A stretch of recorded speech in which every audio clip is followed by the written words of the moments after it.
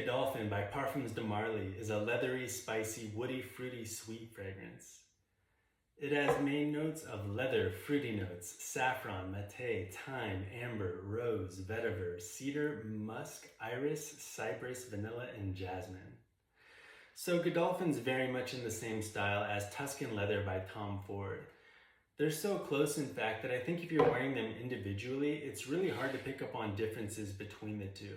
But I did wear them side by side, and I did pick up on some minuscule differences. For example, I find Godolphin to be less challenging and easier to wear. And Tuscan Leather is a pretty challenging scent profile, so I think that's a plus in my book for Godolphin. Another difference that I noticed is Godolphin has more depth, character, and complexity, which is ironic because you would expect the opposite considering this one's easier to wear and less challenging. So where does that extra depth come from?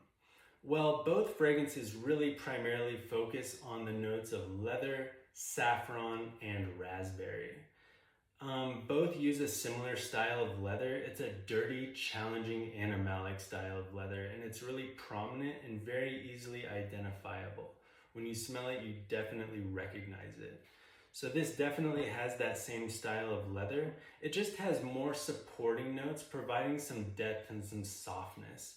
Like a really nice vanilla in the base that softens the edges really nicely. And it has some nice florals like rose and iris that aren't too strong. They're actually tempered by the rare note of mate that you don't see too oftenly used in perfumery. But it does a great job of tempering that iris and the rose so it doesn't really gain too much traction in the composition. But overall, yeah, I would recommend Godolphin over Tuscan Leather because of that added depth and complexity, and it is easier to wear, meaning you'll have more excuses to bust it out and wear it. Definitely worth mentioning is this clone called Galatea by Maison Alhambra. It's extremely accurate and it's only a fraction of the price. And you could get that as a standalone or just to test out the scent profile to see if you like it before you drop money on Godolphin.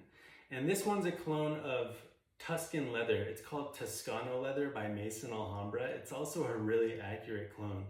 I've got all of them on right now. They're all strong performers, like 12 plus hours, really great projection. So performance is no concern. And they're all cold weather focused. These are not gonna work very well in summertime or hot weather. But overall, I'm going to dock some points on Godolphin because it copied Tuscan Leather. So I'm going to give it an 8.5 out of 10 for Godolphin by Parfums de Marly.